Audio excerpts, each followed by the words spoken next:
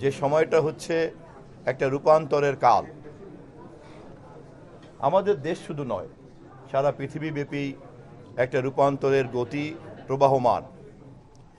প্রবাহমান এই গতিতে আমাদের পুরনো পৃথিবী নতুন পৃথিবীতে প্রবেশ করেছে।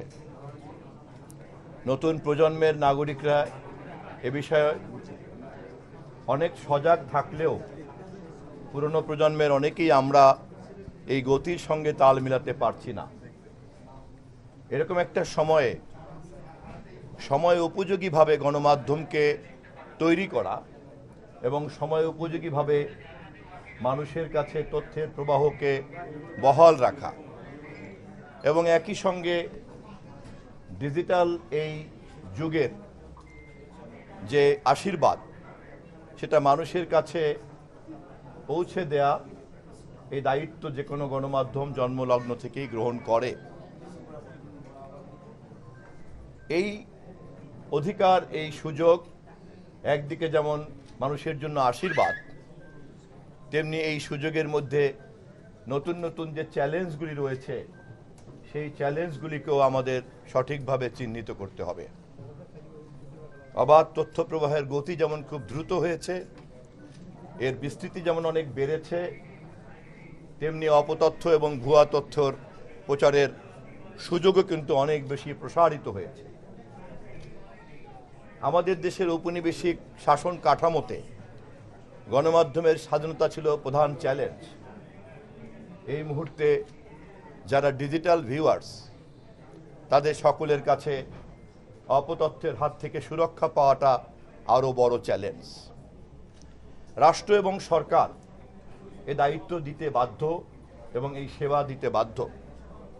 যে কোনো গণতান্ত্রিক রাষ্ট্র তথ্যের অবাধ প্রবাহকে যেমন নিশ্চিত করতে চায়, তেমনি অপতথ্যের হাত থেকে সেই রাষ্ট্রের জনগণকে, দেশের মানুষকে সুরক্ষা দিতে চায়।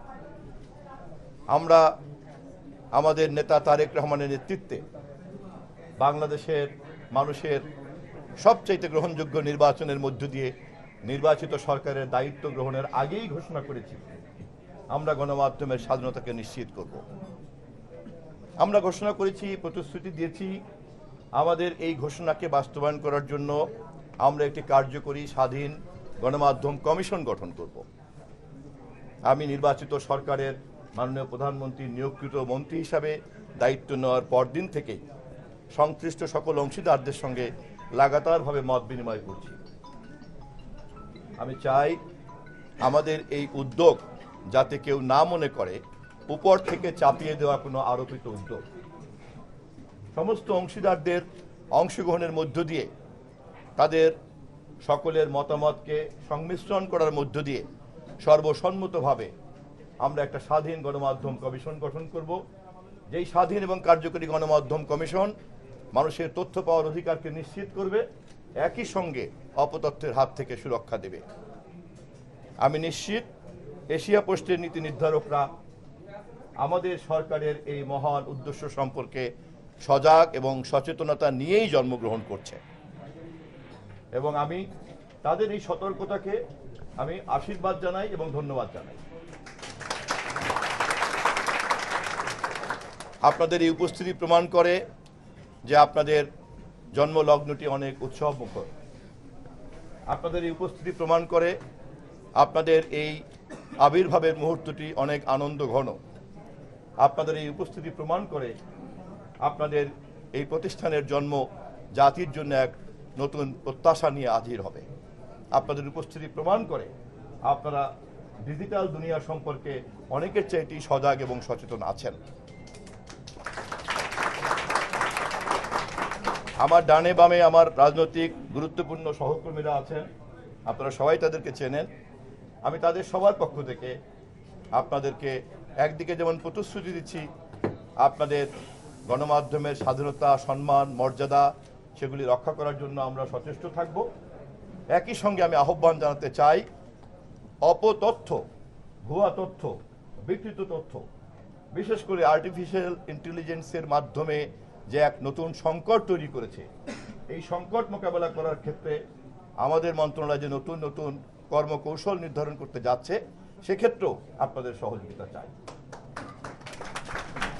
Online media, multimedia, digital media এবং পাওয়ার অফ ইন্টারনেট এর সংমিশ্রণের মধ্য দিয়ে আমরা একটা সর্বাধুনিক জটিল জগতে প্রবেশ করেছি। একথা অস্বীকার করার কোনো উপায় নেই। এই জটিল জগৎ এতই নতুন যে আমাদের পুরনো জ্ঞান দিয়ে এই নতুন জটিলতাকে চট করেই অনুভব করা যাচ্ছে না। সে কারণেই আমরা কোনো কাঠামোবদ্ধ জ্ঞানকে গুরুত্ব না দিয়ে স্বতঃস্ফূর্তভাবে আপনাদের সকলের জ্ঞানকে আমরা কাজে লাগাতে চাই। আমি আহ্বান রাখছি আপনাদের যে কোনো সৃষ্টিশীল ধারণা এবং যে কোনো সৃষ্টিশীল পরামর্শ আপনারা উন্মুক্তভাবে, উদারভাবে সরকারের কাছে পৌঁছে দিবেন। আমি সংশ্লিষ্ট দায়িত্বপ্রাপ্ত ব্যক্তি হিসাবে আপনাদের মতামতকে আমাদের নীতি নির্ধারণের প্রক্রিয়ার সঙ্গে সংযুক্ত করব।